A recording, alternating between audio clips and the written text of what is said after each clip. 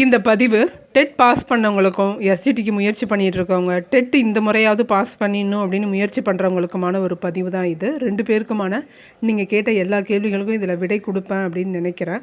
நீங்கள் first SGT படிக்கிறவங்க சொல்கிறீங்க 2024 படிக்கிறதா 25 படிக்கிறதான்னு கேட்டிருக்கீங்க. அதுக்கும் நான் ஒரு பிடிஎஃப் தரேன். நான் கொடுக்குற பாடங்களே பிடிஎஃபாகவும் கேட்குறீங்க.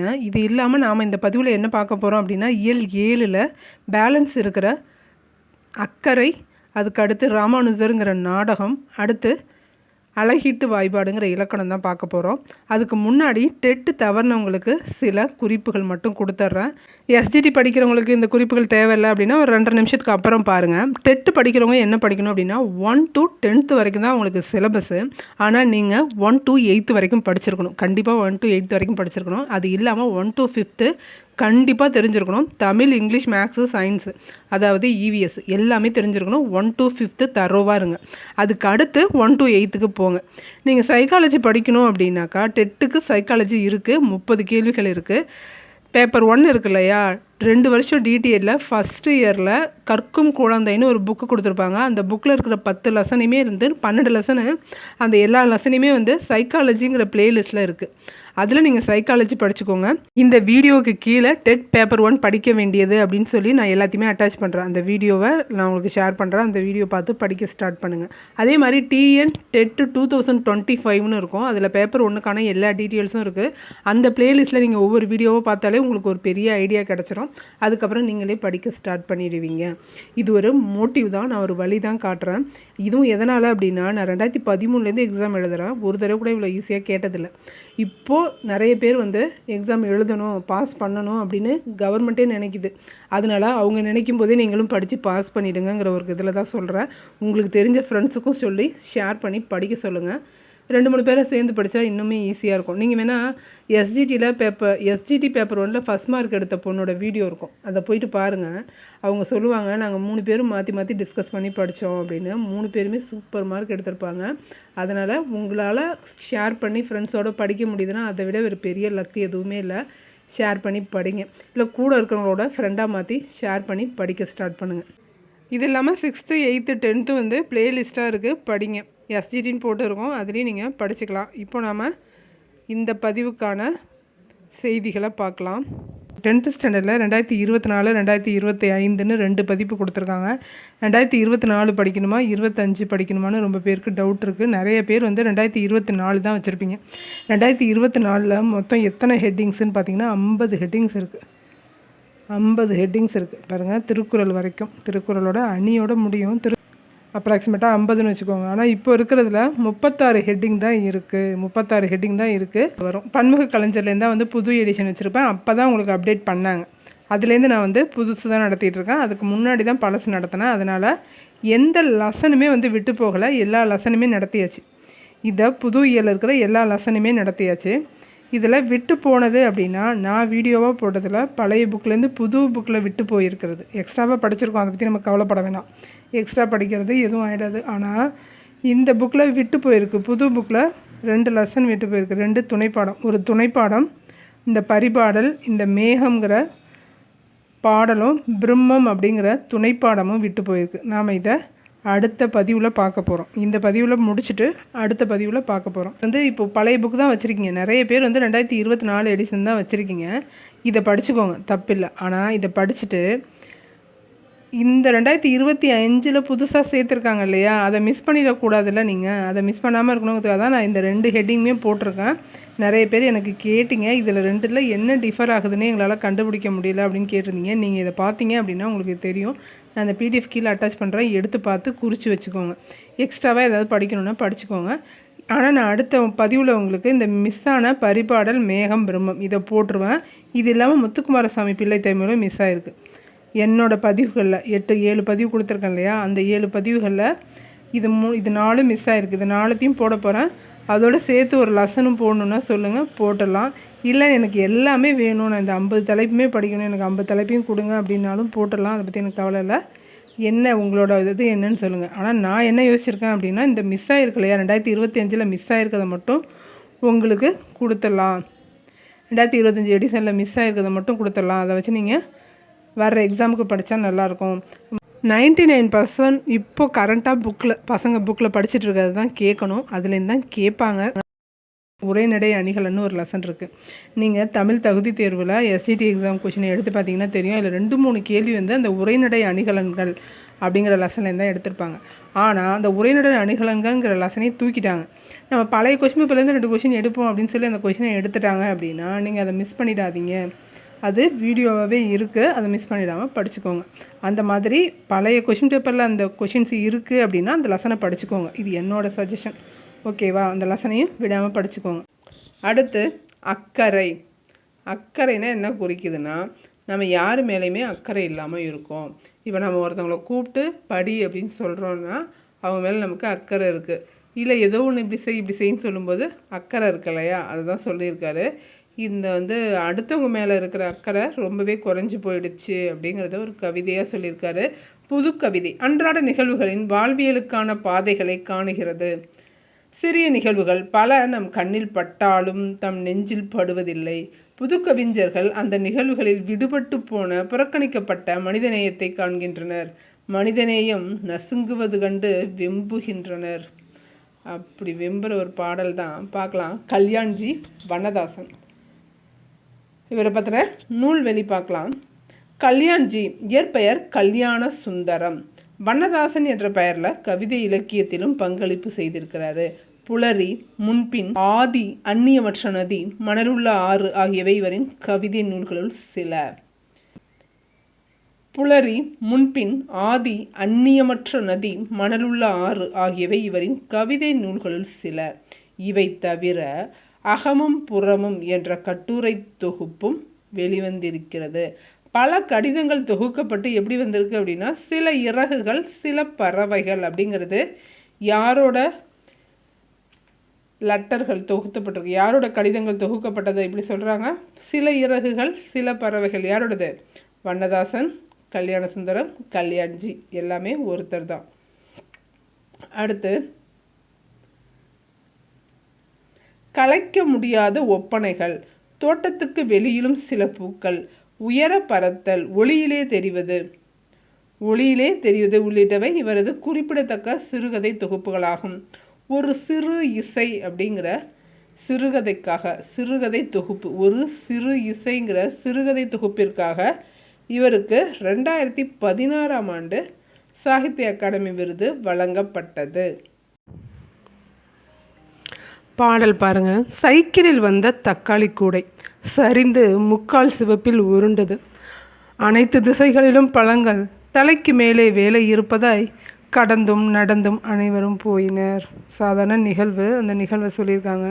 சைக்கிளில் வந்த கூடை, தக்காளி கூடை. சைக்கிளில் வந்த தக்காளி கூடை சரிந்து முக்கால் சிவப்பில் உருண்டது.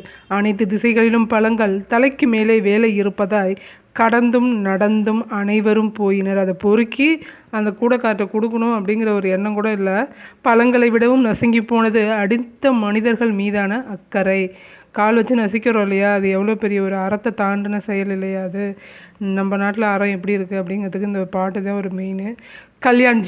கல்யாண்ஜியோட பாடல் இது. ராமானுஜரோட நாடகம். அந்த காலத்தில் ராமானுஜரோட அறம் எப்படி இருக்குன்னு இதில் பார்க்கலாம். நாளுக்கு ஒரு முறை மலர்வது ஷண்பகம், ஆண்டுக்கு ஒரு முறை மலர்வது பிரம்ம கமலம். இது கொஷின் கேட்டிருந்தாங்க. அதே மாதிரி இதுவும் கேட்டிருந்தாங்க. 12 ஆண்டுக்கு ஒரு முறை மலர்வது குறிஞ்சி. இந்த கொஷின் கேட்டிருக்காங்க பாருங்கள். தலைமுறைக்கு ஒரு முறை மலர்வது எதுன்னு கேட்டிருந்தாங்க. தலைமுறைக்கு ஒரு முறை மட்டுமே மலர்வது எது? மூங்கில். அதோட அது லைஃபே முடிஞ்சிடும். ஒரு தடவை தான் பூக்கும். ஒரு தடவை பூத்துச்சுன்னா அது அதோட முடிஞ்சிருச்சுன்னு அர்த்தம். அதே போல் நம் தலைமுறைக்கு ஒரு முறை பிறப்பவர்கள் ஞானிகள். அப்படிப்பட்ட ஞானி ஒருவரை பற்றிய நிகழ்ச்சி இப்போது பார்க்க போகிறோம். இதிலேயே கேள்வி இருக்குது, படிச்சுக்கோங்க. என்ன நாடகம் அப்படின்னா, ராமானுஜர் ஒரு வீட்டில் போய் நிற்கிறாரு. 3 பேர் போய் நிற்கிறாங்க. யார் அப்படின்னா, இதுவரை நாம் முன்னாடி எத்தனை தடவை வந்திருக்கோம் அப்படிங்கிறாங்க. இதோட நம்ம 18 தடவை வந்துட்டோம். இவர் வந்து சொர்க்கத்துக்கு போகிற வழியை சொல்கிறேன் அப்படின்னு சொல்கிறாரு. ஆனால் இது வரைக்கும் சொல்லலை. 18 தடவை வந்து பார்த்தாச்சு. ராமானுஜர், அவர் கூட யார் இருக்காங்க அப்படின்னா, கூரேசரும் முதலியாண்டாரும் இருக்காங்க. 3 பேர் வராங்க. 3 பேர் வந்து நின்றுட்டு பூரணர் வீட்டு வாசலில் நிற்கிறாங்க. பூரணர் வீட்டு வாசல்னா அவர் வேகமாக வந்து கோபமாக வராரு. ராமானுஜா, நான் உன்னை மட்டும் தானே வர சொன்னேன், நான் உன்னை மட்டும் தண்டும் கொடியோட வான்னு சொன்னேன், ஆனால் நீ எதுக்கு 3 பேராக வந்திருக்க அப்படின்னு கேட்கும்போது, நீங்கள் தண்டும் கொடியும் வர சொன்னீங்கன்னு எனக்கு மெசேஜ் வந்துச்சு. என்னோட தண்டும் கொடியுமானவங்க இவங்க 2 பேர் தான். யார்? கூரேசரும் முதலியாண்டாரும் தான் என்னோட தண்டும் கொடியுமானவங்க. கோவிக்காமல் நீங்கள் தயவு செஞ்சு இந்த தடவை, அதாவது பிறப்பு இல்லாமல் இறைவனை போய் அடையிற வழியை சொல்லுங்கள். அதை தான் வந்து மக்கள் எல்லாருமே தேடிட்டு இருக்காங்க இல்லையா? இப்போ வரைக்கும் அதான் தேடுறாங்க. ராமானுஜர் வந்து அதை போய் கேட்குறாரு. யாருக்கிட்ட கேட்குறாருங்கிறது முக்கியம். பூரணர் தான் வந்து பிறப்பறுக்கும் வழியை சொல்லி கொடுக்குறாரு. அதை வந்து என்ன அப்படின்னாக்கா, அது இருக்கு பாருங்க. திருமகளுடன் கூடிய நாராயணனின் திருப்பாதங்களை புகலிடமாக கொள்கிறேன், திருவுடன் சேர்ந்து நாராயணனை வணங்குகிறேன் அப்படிங்கிறத பூரணர் சொல்கிறாரு. திருமந்திரத்தை மூவரும் 3 தடவை சொல்கிறாங்க. சொல்லிட்டு வந்துடுறாங்க. அடுத்த சீனில் என்ன அப்படின்னா, ஊர் மக்கள் எல்லாரையும் கூப்பிட்டு ராமானுஜர் மேலே ஏறி நின்றுட்டு ஒரு கோயில், அந்த கோயில் பேர் திருக்கோட்டியூர் சௌமிய நாராயண திருக்கோயில். திருக்கோட்டியூரில் இருக்கிற நாராயண திருக்கோயில் மேலே ஏறி நின்று மக்கள் எல்லாரையும் ஒன்று கூட செஞ்சு எல்லாருக்கும் அந்த மந்திரத்தை சொல்லி கொடுத்துட்றாரு. யார்? ராமானுஜர். சொல்லிக் கொடுக்கறதுக்கு, நீ இந்த மாதிரி சொல்கிறியே, நீ நரகத்துக்கு தான் போவ, எதனால் அப்படி சொல்கிற அப்படின்னு கேட்கும்போது என்ன சொல்கிறாரு, இவ்வளோ மக்கள் வந்து பிறப்பு இல்லாமல் சொர்க்கத்தை போய் அடையிற வழி கிடைக்கும்போது நான் ஒருத்தர் நரகத்துக்கு போனால் ஒன்றும் தப்பில்லை, இவ்வளோ பேருக்கு நல்லது செய்கிறேனே, அந்த ஒரு பையனே எனக்கு போதும்னு சொல்லிடுறாரு. மொத்த லாஜிக்கையும் கொலாப்ஸ் பண்ணிடுறாரு. இதனால் எல்லாருக்கும் பயன்படுறது தானே கடவுள், அதை ஒரு கொஷின் மார்க் மாதிரி ஆக்கிடுறாரு. ஓகேவா? அடுத்து, தொன்று தொட்டு இன்று வரை நின்று நிலவும் ஊர்களில் ஒன்று முன் தோன்றிய மூத்தக்குடி அப்படின்னு சொல்லிட்டு 9 இயலுக்குமே கொடுத்துருப்பாங்க. எல்லாத்தையுமே படிச்சுக்கோங்க. கூர்வேல் குவைய மொய்ப்பின் தேர்வன பாரிதன் பரம்பு நாடே. கூர்வேல் குவைய மொய்ப்பின் தேர்வன் பாரிதன் பரம்பு நாடே. புறநானூரில் வர்றது என்ன ஊர் அப்படின்னா, சிவகங்கை மாவட்டத்தில் இருக்கிற பிரான்மலை, அதாவது பரம்பு மலை. பிரான்மலைன்னு சொல்லுவாங்க. அது பரம்பு மலை எங்கே இருக்குது அப்படின்னா சிவகங்கை மாவட்டத்தில் இருக்குது. இந்த பாடல் இடம்பெறுறது புறநானூறு. அடுத்து, பாவகை அழகிடுதல் பார்க்க போகிறோம். 9th ஸ்டாண்டர்டில் பாவகைகள் என்ன, அசை, அதெல்லாம் கொடுத்துருப்பாங்க. இதில் பாவகை அழகிடுறதே கொடுத்துருக்காங்க. எழுத்து, அசை, சீர், தலை, அடி, தொடை என்று 6 உறுப்புகளை கொண்டது யாப்பு. வெண்பா, ஆசிரியப்பா, கழிப்பா, வஞ்சிப்பான்னு 4 வகைகளாக இருக்குது. யாப்பின் உறுப்புகள் குறித்து நம்ம முன்னாடியே படிச்சிருக்கோம் அப்படின்றத சொல்கிறாங்க. இப்போது என்னென்ன ஓசை அப்படிங்கிறத பார்க்கலாம். ஒவ்வொரு பாவும் வந்து ஒவ்வொரு ஓசையோட வரும். செப்பல் ஓசை அப்படிங்கிறது வெண்பாவிற்குரியது. இது எதில் வருது அப்படின்னா, திருக்குறளும் நாலடியாரும் வெண்பாவால் ஆனது. திருக்குறளும் நாலடியாரும் என்ன ஓசைன்னு கேட்டால் என்ன சொல்லணும்? வெண்பாவோட செப்பல் ஓசையை கேட்கணும். அவங்க எது வேணால் கேட்பாங்க. திருக்குறளும் நாலடியாரும் என்ன வெண்பான்னு கேட்கலாம், இல்லை என்ன ஓசைன்னு கேட்கலாம், இல்லை வெண்பாவால் பாடப்பட்ட நூல் எதுன்னு கூட கேட்கலாம். எப்படி கேட்டாலும் தெளிவாக இருந்தால் தான் ஆன்சர் பண்ணலாம். அகவல் ஓசைன்னு சொல்லியிருக்காங்க, அதாவது ஆசிரியப்பா. அகவல் ஓசை ஆசிரியப்பாவுக்கு உரியது. இலக்கண கட்டுக்கோப்பு குறைவாகவும் கவிதை வெளியீட்டுக்கு எளிதாகவும் இருப்பது எதுன்னு கேட்பாங்க. அது இருக்கு பார்த்தீங்களா? இதுதான் கேள்வியாகவே வரும் பாருங்கள். இலக்கண கட்டுக்கோப்பு குறைவாகவும் கவிதை வெளியீட்டுக்கு எளிதாகவும் இருப்பது எதுன்னு கேட்டால் என்ன சொல்லணும்? அகவற்பான்னு சொல்லணும். எக்ஸாக்ட் வேர்டு இருக்கும், ஆனால் அந்த வேர்டு எங்கேருந்து வேணால் இருக்கும். அந்த மாதிரி தான் கேள்விகள் வரும். படிச்சுக்கோங்க. பாருங்கள் பேலன்ஸ். இப்போது அகவற்பாலை எந்தெந்த இலக்கியெல்லாம் வருதுன்னு கேட்குறாங்க பாருங்கள். சங்க இலக்கியங்களும் சிலப்பதிகாரம், மணிமேகலை, பெருங்கதை, காப்பியங்களும் அகவற்பாவிற்கு உரியவை. அடுத்து, துள்ளல் ஓசை. துள்ளல் ஓசை இடையே உயர்ந்து வருவது. செய்யுள்ள இடையிடையே உயர்ந்து வருவது என்னன்னு சொல்கிறோம்? துள்ளல் ஓசைன்னு சொல்கிறோம். கலிப்பாவுக்கு உரியது துள்ளல் ஓசை. கலிப்பாவிற்கு உரியது துள்ளல் ஓசை. அடுத்தது, தூங்கல் ஓசை. தூங்கல் ஓசை வஞ்சிப்பாவுக்கு உரியது. முன் வகுப்பில் கற்ற 7 வகை தலைகளையும் நீங்கள் நினைவு கூறுங்க. அதாவது 9th இருக்குது, நம்ம திரும்ப படிப்போம். பா வகைகள்: குரல் வெண்பா, சிந்தியல் வெண்பா, நேரிசை வெண்பா, இன்னிசை வெண்பா, பகுருடை வெண்பா என்னும் 5 வகை வெண்பாக்கள் உள்ளன. பா வந்து 5 வகைப்படும். குரல், சிந்தியல், நேரிசை, இன்னிசை, பகுருடை என 5 வெண்பாக்களை உடையது. அடுத்து, நேரிசை ஆசிரியப்பா, இணைக்குரல் ஆசிரியப்பா, நிலைமண்டில ஆசிரியப்பா, அடிமறி மண்டில ஆசிரியப்பான்னு ஆசிரியப்பா வந்து 4 ஆசிரியர் தான். ஆனால் பா வந்து 5 அப்படின்னு ஞாபகம் வச்சுக்கோங்க. இது 2த்துக்குமான டிஃப்ரெண்ட் கொடுத்துருக்காங்க, வெண்பாவிற்கும் ஆசிரியப்பாவிற்கும். வெண்பா செப்பல் ஓசை, ஆசிரியப்பா அகவல் ஓசை. ஈற்றடி முச்சீராகவும் ஏனைய அடி நாட்சீராகவும் இயற்சீரும் வெண்சீரும் மட்டுமே பயின்று வருவது வெண்பா. ஈரசைச்சீர் மிகுதியாகவும் காய்ச்சீர் குறைவாகவும் வருவது ஆசிரியப்பா. இயற்சீர் வெண்டலையும் வெண்சீர் வெண்டலை மட்டும்தான் வரும். அதே ஏற்கனவே சொன்னாங்க இல்லையா, இயற்சீர் வெண்சீர், அதே தான் சொல்லியிருக்காங்க. இயற்சீர் வெண்டலையும் வெண்சீர் வெண்டலை தான் வரும். ஆனால் ஆசிரியப்பால வந்து ஆசிரியத்தலை மிகுதியாகவும் வெண்டலை கழித்தலையும் விரவி வரும். அடிகள் எப்படி வரும் கேட்டிருக்காங்க. 2 அடி முதல் 12 அடி வரை அமையும். கழிவெண்பாலம் மட்டும்தான் வந்து 13 அடிக்கு மேற்பட்டு வரும். 13 அடிக்கு மேற்பட்டு வர்றது எது அப்படின்னு கேட்டாங்கன்னா கழிவெண்பா. மற்றதெல்லாம் எப்படி இருக்கும்? 2 அடி முதல் 12 அடி வரை மட்டுமே அமையும். 3 அடி முதல் எழுதுபவரின் மனநிலைக்கு ஏற்ப எத்தனை அடி வேணால் போட்டுக்கலாம். ஆசிரியரில் அவங்க இஷ்டத்துக்கு என்ன வேணால் போட்டுக்கலாம். 3 அடி முதல் எழுதுபவர் மனநிலைக்கு ஏற்ப எத்தனை அடி வரை வரும், எத்தனை அடி வேணாலும் வரும் அப்படின்னு சொன்னாங்கன்னா அது ஆசிரியப்பா. ஈற்று சீர் நாள் மலர் காசு பிறப்பு என்னும் வாய்ப்பாட்டில் முடிஞ்சதுன்னா அது வெண்பா. அதே ஏகாரத்தில் முடியுது அப்படின்னா அது ஆசிரியப்பா. குறள் வெண்பாவின் இலக்கணத்தை அழகிடும் முறையினை தெரிஞ்சுக்கொள்வோம். ஒரு திருக்குறளை எப்படி அழகிடுறது அப்படின்னு சொல்லி கொடுத்துருக்காங்க பாருங்கள். பொது இலக்கணம் அமைய பெற்று 2 அடிகளாய் வரும். முதல் அடி 4 சீராகவும் 2வது அடி 3 சீராகவும் வரும். அதாவது அளவடி, ஃபஸ்ட்டு அளவடி, அடுத்து சிந்தடியாக வரும். அழகிடுதல் எப்படின்னு பாருங்கள். செய்யுளில் சீரை அசை பிரித்து நேரசை நிறையசை என பகுத்து காண்பதை முன் வகுப்பில் அறிந்தோம். அழகிடுதல் என்பது சீரை பிரித்து அசை பார்த்து அதைக்கேற்ற வாய்பாடையும் சொன்னாதான் அதுக்கு பேர் அழகிடுதல்னு அர்த்தம். அழகிடுதல்னா என்ன? சீரை அசையாக பிரிக்கணும், அந்த அசைக்கேற்ற வாய்பாடும் என்ன அப்படின்னு சொன்னாதான் அதுக்கு பேர் அழகிடுதல். சொல்ல போகிறோம் என்ன குறளுக்கு அப்படின்னா, உலகத்தோடு ஒட்ட ஒழுகல் பலகற்றும் கல்லார் அறிவிலாதார். உலகத்தோடு உல அப்படிங்கிறது என்னது? இருகுறில்னா என்ன வரும்? நிறை. குறில் அடுத்த ஒற்றுனா நேர். தனித்த நெடில்னாலும் நேர் தான். அப்போது நிறை நேர் அப்படிங்கிறது புளிமா. நிறை நேர் புளிமா. இன்னொரு நேர் வந்ததுன்னா காய் சேரும். 3வதாக நேர் வந்தால் அது காய், 3வதாக நிறை வந்தால் அது கனி அப்படின்னு வரும். சரி, அது அப்புறம் பார்க்கலாம். இப்போது நிறை நேர்ங்கிறது புளிமாங்காய். இங்கே பாருங்கள், டோங்கிறது குறிலா நெடிலான்னு முதல்ல தெரியணும். டோங்கிறது குறிலா நெடிலா? குறில் அடுத்த ஒற்றுனா நேர், தனித்த குறில்னாலும் நேர். அப்போ நேர் என்னது? தேமா. அடுத்து இருகுறில் நிறை. குறில் அடுத்த ஒற்று நேர், அப்போது புளிமா. நிறை நேர் புளிமா. இருகுறில் நிறை, குறில் அடுத்த ஒற்று நேர், குறில் அடுத்த ஒற்று மறுபடியும் வந்திருக்கு. அப்போது நிறை நேர்னா புளிமாங்காய். குறில் அடுத்த ஒற்று நெடில் அடுத்த ஒற்று ரெண்டுக்குமே வந்து நேர் தான் வரும். அப்போது தேமா. இருகுறில் நிறை, அதே மாதிரி குறில் நெடில் அதுவும் நிறை. அப்போது கருவிலம். நிறை கருவிலம். லாஸ்ட்டில் பாருங்கள் நேர் தான் வந்திருக்கு, நேரசை வந்திருக்கு. அப்போது நேர்னா 4ன்னு வரும். அடுத்து பாருங்கள், ஓரசைச்சீர் ஈரசைச்சீர் மூவசைச்சீர்னு கொடுத்துட்டாங்க. கரெக்டாக பாருங்கள். கடைசியில் நேர் வந்து முடியுது மூவசைச்சீர்லன்னா காய் வரும். கடைசியில் நிறை வந்து முடியுது அப்படின்னா கனி வரும். அப்படிங்கிறத தெரிஞ்சுக்கோங்க. ஃபஸ்ட்லேயும் பார்க்கலாமா? நேர்னா நாள், நிறைனா மலர், நேர்பூனா காசு, நிறைபூனா பிறப்பு. ஒரு வேர்டை கொடுத்து இது என்ன வாய்ப்பாடுன்னு கேட்கலாம். அப்படி இல்லாட்டி நிறைபுனா என்னன்னு கூட கேட்கலாம். நேர் நிறை, நேர்பு நிறைவு, நாள் மலர் காசு பிறப்புன்னு படித்து வச்சுக்கோங்க.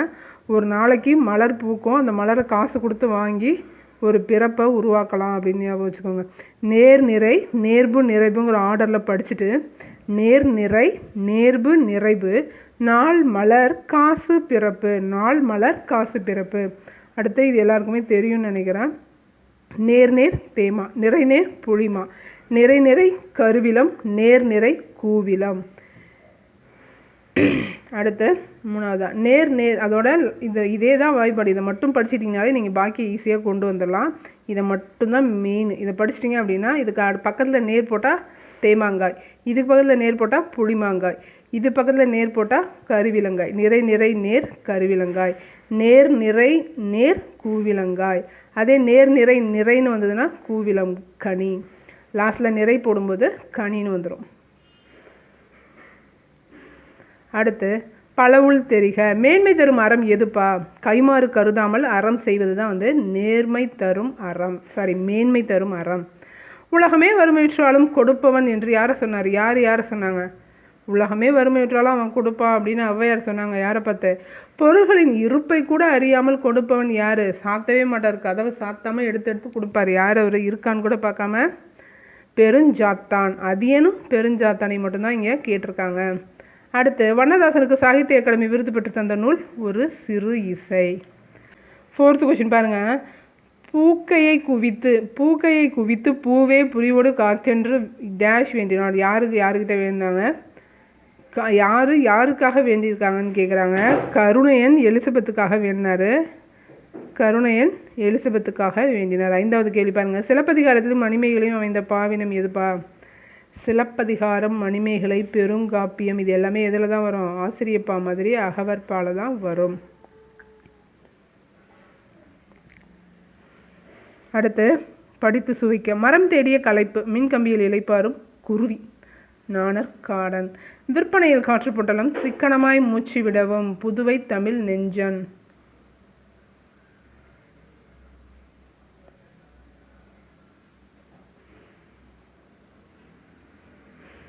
அடுத்து மகள் சொல்கிறார் தாய் சொல்லும் சமாதானம். இந்த பாட்டை பாடினது பாரதிதாசன். இந்த பாட்டு நல்லாயிருக்கும். அம்மா என் காதுக்கு ஒரு தோடு, நீ அவசியம் வாங்கி வந்து போடு, சும்மா இருக்க முடியாது நான் சொல்லிவிட்டேன் உனக்கு இப்போது. தாய் திரும்ப சொல்கிறார் காதுக்கு கம்மல் அழகென்று, நான் கலருவதை கவனி நன்று. நான் கலருவதைனா சொல்கிறத. நீதர் மொழியை வெகு பணிவாய் நிதம் நீ கேட்டு வந்து காதில் அணிவாய். நீ காதில் போட்டுக்க வேண்டிய அணி எது அப்படின்னா மொழி தான் அப்படின்னு சொல்கிறாங்க. மகள் மேலும் சொல்கிறார் கைக்கு 2 வளையல் விதம் நீ கடன்பட்டு போட்டினும் போடு. பக்கி என்றென்னை எல்லோரும் என் பாடசாலையில் சொல்ல நேரும். சமாதானம் சொல்கிறாங்க. வாரா விருந்து வந்து அகலையில். அம்மா சமாதானம் சொல்கிறாங்க பாருங்கள். வளையல் போடுறது முக்கியம் இல்லை. வாரா விருந்து வந்து அகலையில் அவர் மகிழ உபசரித்தல் வளையல். விருந்தினருக்கு உபசரிக்கிறது தான் உனக்கான வளையல். ஆரா அமுதே மதி துளங்கு பெண்ணே அவர் சொல்ல துன் கைக்கு விலங்கு. அவர் சொல்ல துன் கைக்கு விலங்கு. அவங்க சொல்கிறாங்க இல்லையா, அதனால் உன் மனசு குமுறுது இல்லையா, அதுதான் உன்னோட விலங்கு அப்படின்னு சொல்கிறாரு பாரதிதாசன். நாம் கூட இந்த அளவு யோசிச்சிருக்க மாட்டோம். நம்மளை பற்றி எவ்வளோ யோசிச்சிருக்காரு பாருங்க. ஆபரங்கள் இல்லையானால் என்னை யார் மதிப்பார் தெருவில் போனால்? கோபமா அம்மா இதை சொன்னால், கோபமா அம்மா இதை சொன்னால் என் குறை தவிர்க்க முடியும். இதை நான் சொன்னால் என் குறையை தவிர்க்க முடியும். குறைனவன் என்ன நினச்சிட்ருக்கா? வளையல் போடுறது தான் நினச்சிட்ருக்கா. கற்பது பெண்களுக்கு ஆபரணம். கெம்பு கல் வைத்த நகை தீராத ரணம். கெம்பு கல் வைத்த நகை தீராத ரணம். கற்ற பெண்களை இந்த நாடு தன் கண்ணில் ஒற்றிக்கொள்ளும் அன்போடுன்னு சொல்லி முடிக்கிறாரு பாரதிதாசன். மிக மிக முக்கியமான பதிவு. அதுவும் 10ஆம் வகுப்பு பசங்களுக்கு கொடுக்க வேண்டிய முக்கியமான அறிவுரை பாரதிதாசனோடது. அடுத்து வள்ளலார் பாடின பாட்டு பார்க்கலாம்.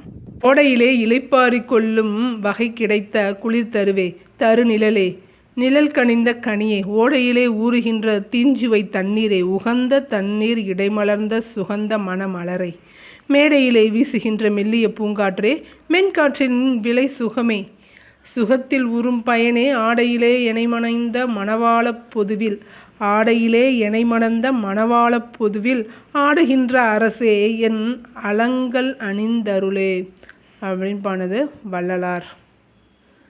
இதோட இந்த இயல் முடியுது.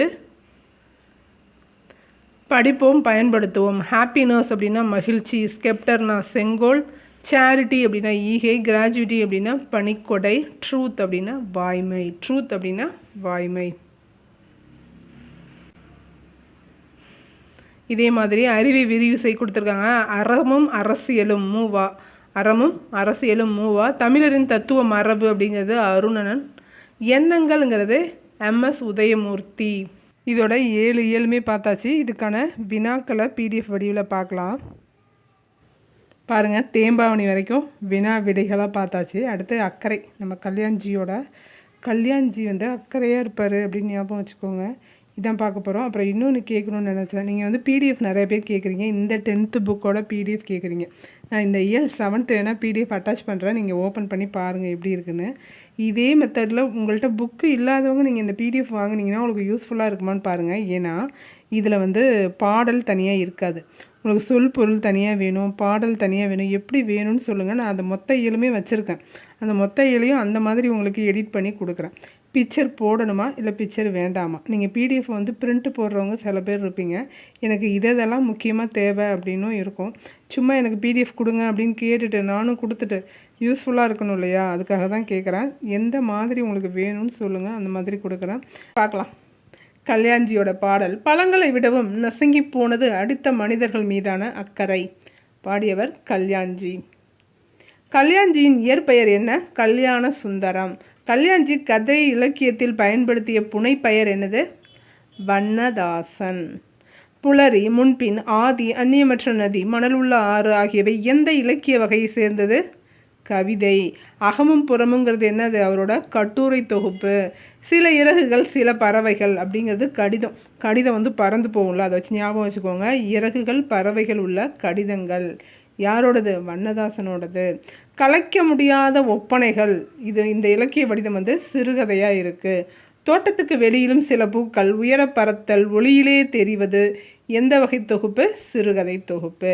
ஒரு சிறு இசை அப்படிங்கிற நூலுக்காக தான் ஒரு சாகித்ய அகாடமி விருது வாங்கினார். அது என்ன தொகுப்பு? சிறுகதை தொகுப்பு. கல்யாண்ஜிக்கு சாகித்ய அகாடமி விருது வழங்கப்பட்ட ஆண்டு என்னது? 2016.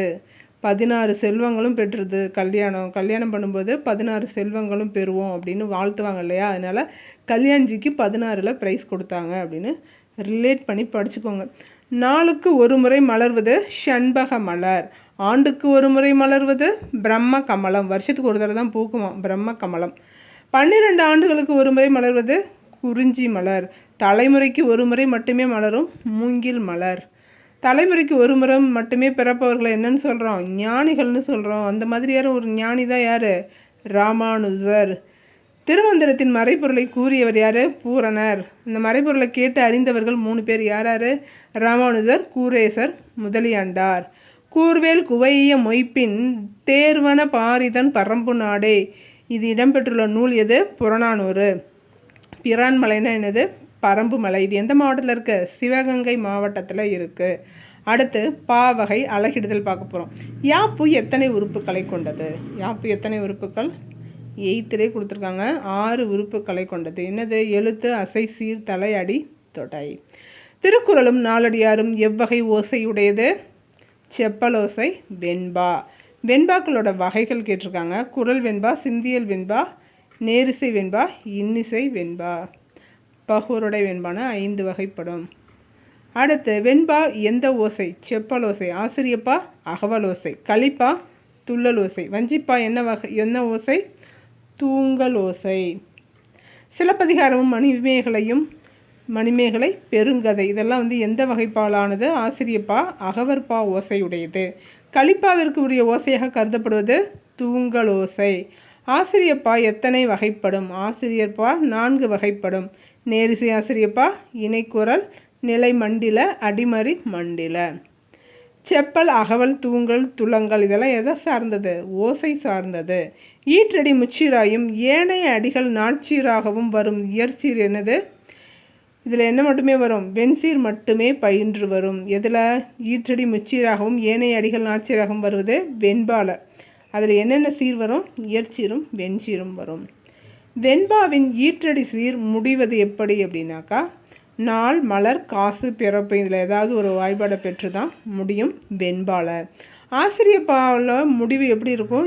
முடிவு என்ன சிறப்பு பெற்றது? முடிவு ஏகாரம் பெற்று முடிவது தான் வந்து ஆசிரியப்பாவோட சிறப்பு.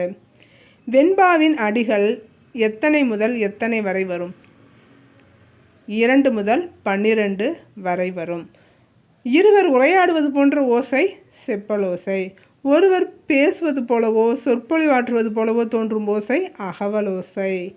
கன்று துள்ளினார் போல் சீர்தோறும் துள்ளி வரும் ஓசை துள்ளலோசை. சீர்தோறும் துள்ளாது தூங்கி வரும் ஓசை தாழ்ந்தே வருவது துளங்கல் ஓசை. தான் கேட்டிருந்தாங்க லாஸ்ட் எக்ஸாமில். சீர்தோறும் துள்ளாது தூங்கி வரும் ஓசை தாழ்ந்தே வருவது தூங்கல் ஓசை. உலகத்தோடுங்கிற வார்த்தையை அசை பிரிக்கும் போது என்ன வரும்? இருகுறில் நிறை நேர் நேர்னு வரும். அது என்னது? புளிமாங்காய். நிறை நேர் நேர் புளிமாங்காய். மேன்மை தரும் அறம் எது? கைமாறு கருதாமல் வரும் அறம். உலகமே வறுமையுற்றாலும் கொடுப்பவன் என்று, பொருள்களின் இருப்பை கூட அறியாமல் கொடுப்பவன் என்று பாராட்டப்படும் 2 பேர் யார் யார்? அதியன் மற்றும் பெருஞ்சாத்தன். வண்ணதாசனுக்கு சாகித்ய அகாடமி விருது வாங்கி கொடுத்தது ஒரு சிறு இசைங்கிற நூல் தான், சிறுகதை தொகுப்பு. கருணையன் எலிசபெத்துக்காக வேண்டிக்கிறார். பூக்கையே குவித்து பூவே புரியோடு காக்க என்று யார் வேண்டினாங்க?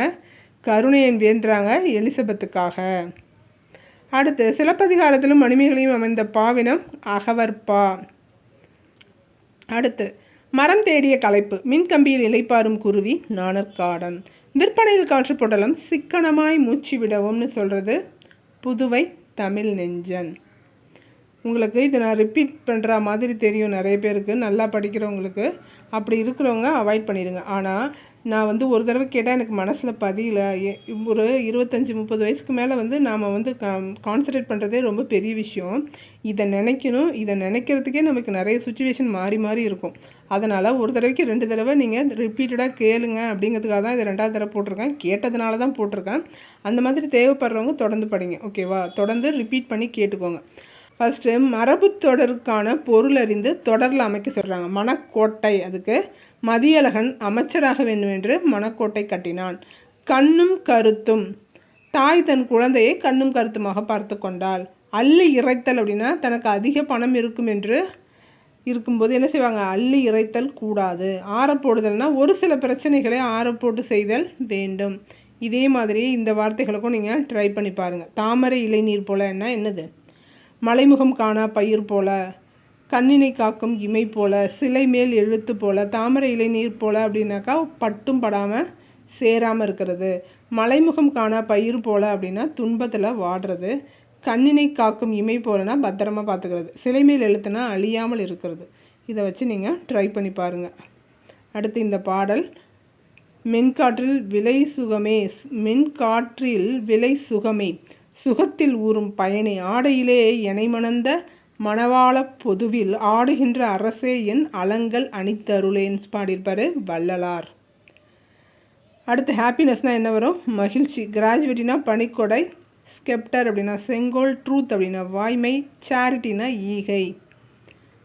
வரதாசனார் எழுதிய நூல் அறமும் அரசியலும். அருணன் எழுதிய நூல் தமிழரின் தத்துவ மரபு. எண்ணங்கள் என்ற நூலை எழுதியவர் யார்? MS உதயமூர்த்தி.